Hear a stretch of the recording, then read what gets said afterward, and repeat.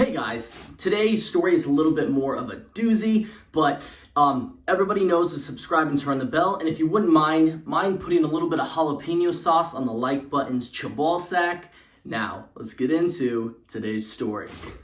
In the late 1984s, there was this man named Johnny and his sister Natalie. Now, Natalie was a smaller girl. She was kind of petite. She belonged in the kitchen, if you guys know what I'm saying.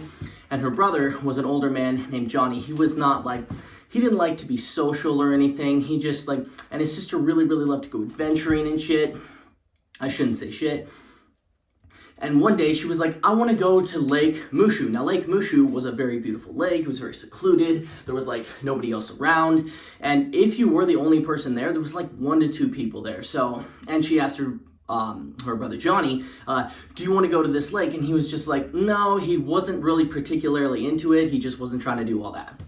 So one day they wake up, he's bored. He doesn't know it. He's just trying to get his sister Natalie off his ball sack, and he goes, all right, we'll go to Lake Mushu. And she's extremely excited, so they pack up their things in the car, they stop at the gas station, get some snacks and stuff, and they go in there, and it's really fun. He's actually surprised he's having a lot more fun than he actually started. So they drive down this windy road that's about 100 feet from the main road, and if you turn, in order to understand the story, you need to understand the layout. So they turn into this place, and way off in the distance, about 100 feet this way, there's about a road with a bunch of cars going through it. And if you just go 100 feet this way into the forest, you can see this beautiful lake. It's surrounded by ponds, by ducks, but there's nobody out here for miles, and they actually like that. So Natalie says, this is a really good place. Let's just park our campsite here. It's about 8 a.m. They park their car. They unload all their stuff. Johnny's building the tent.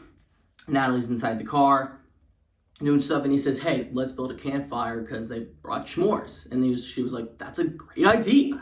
So she goes out in the forest to get some sticks. She grabs all the sticks. And then while she's in there, she could have swore that she stepped in this stuff that was gooey and stuff. She didn't quite know what it was, but she's like, it's probably just an animal doing its thing. So she walks back to the campsite with the twigs and goes, hey, did you notice that there was any animals out here? And Johnny would say, no, I didn't realize there was any animals out here. They didn't think much of it. They were just like, okay. So they went back to cooking s'mores. They were talking, laughing, having a great time. Between about 12 a.m. to about 2 a.m., they were like, all right, let's call it a break. So they go inside their tent, they lay down all their stuff, they lay down their mattress, they lay down their pillow, and about sometime at 2 a.m. to 2 p.m. during the night, Johnny can swear that he hears someone surveillancing the tent like this. And he didn't know if he ever saw their shadow, if it had long hair, but it looked like a figure of a human. So he looks out of the tent and he just scans the area for someone, and he doesn't really see anything. So he goes, okay, I'm maybe just freaking myself out. It's probably just a deer or a bear that went by. And he asked his sister Natalie, did you see that too? And she's like, yeah, I did see it. What was it?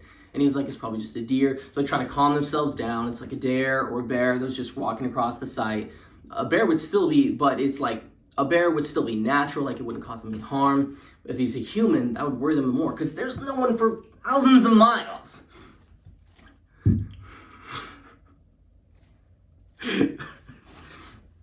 So he's laying down, and about 3 p.m., he starts hearing sticks crack on the ground.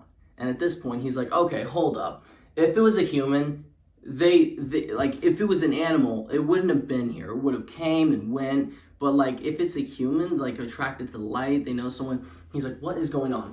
So he unzips the tent.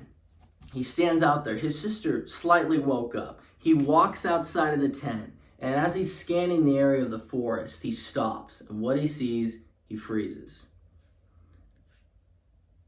In that tree line, he sees a man dead ahead, just joinking his yoinker.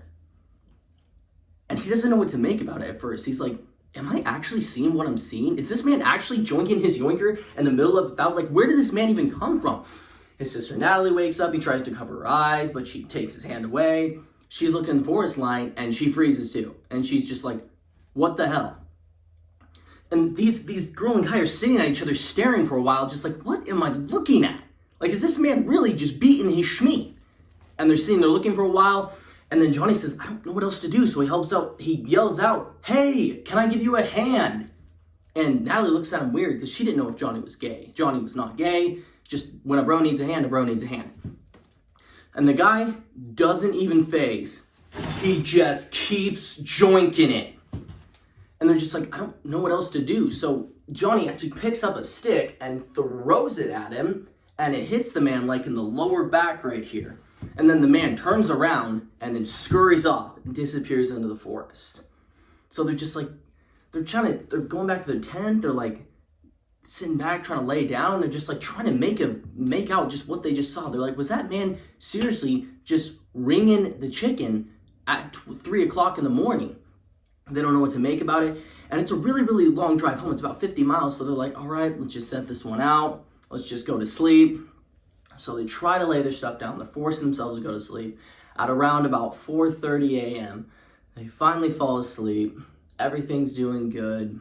And Johnny wakes up around 5 o'clock to sticks cracking. And then this time, it's really, really close to the tent. It sounds like a wet fly swatter is being smacked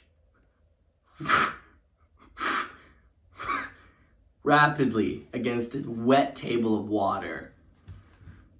And he goes, oh no, I know what this is. And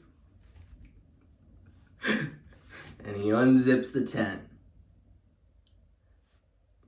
And he opens it up. And just as he does, he gets blasted in the face.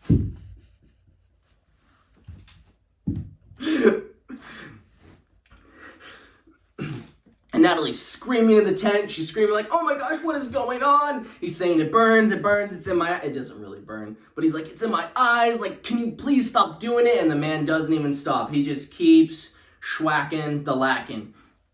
He's like, it gets in my eyes. Natalie's screaming, like, trying to call 911, but there's no service. She's trying to get the man out of the tent. They're slipping. She broke her ankle. And eventually, no one ever heard about this story until like 6 months later, when a man of the name Mushu Makasho Malapa decided to reopen the investigation. And he started doing some things, he started doing some digging. Some people would say that he was both gay with the other guy and they ran off into the forest.